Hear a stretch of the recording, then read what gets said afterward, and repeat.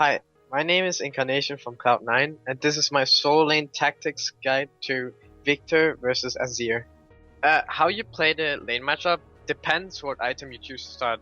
You can go either Flask here or Doran's Ring. If you go for Flask, you can walk up and trade aggressively, like while tanking minion damage, because for Azir to win this lane early, he needs to push you in. So you just want to walk up and try to trade with him as much as possible if you go for the Flask. And if you go for the Doran's Ring shot, you mainly just want to try to shove him back in and just poke him with your E and not do too many hard trades.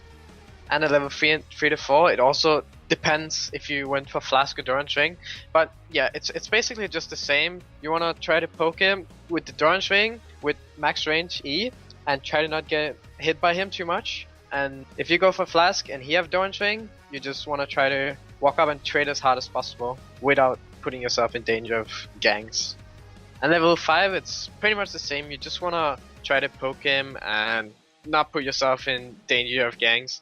But once you get level 6 on Viktor is when you start to have a lot of burst damage, so you can look to try to kill him if possible. But you also have to be careful, because if he jumps in and ultis you back and you get ganked, then you're very likely to die. So you have to play this matchup kind of carefully, and you just want to try to poke him down a bit first, and then if you see an opportunity and he's like 60% health or something, you can try to go for an all-in with your full combo.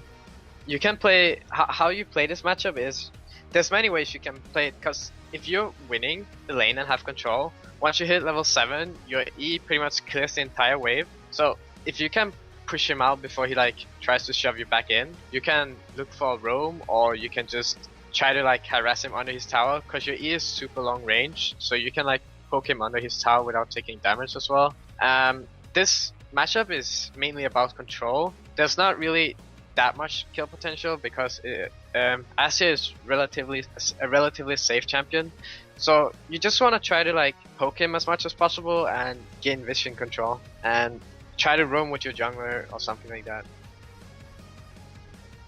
And for the runes, you want to use 9 magic pin marks and scaling health per level in yellows, also known as seals. And in glyphs, you want to use 9 flat magic resist. You can also go for scaling ability power if you want to do that, or even cooldown reduction per level, but I don't think you need that. And then for the quench, you use 3 AP quench. And for the masteries, you use 2109. On the skill order in this matchup, you can start both Q and E level 1, but I personally prefer taking E because some Azirs might just try to hard push the wave level 1, so having E is good to counter the push, and that way you won't get shoved into tower and miss a lot of minions. And then after E you take Q level 2, and then level 3 I would go for another point in E, and then level 4 take W and max the E. And an item build, you wanna upgrade your hex score as the first thing you can do.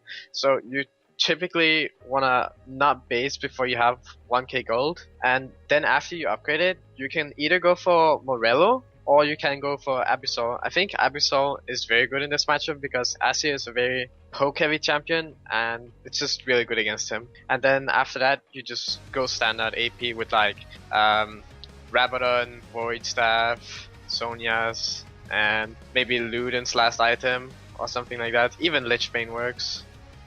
Thanks for watching this solo lane tactics guide. Make sure to check out the rest over at lolclass.com.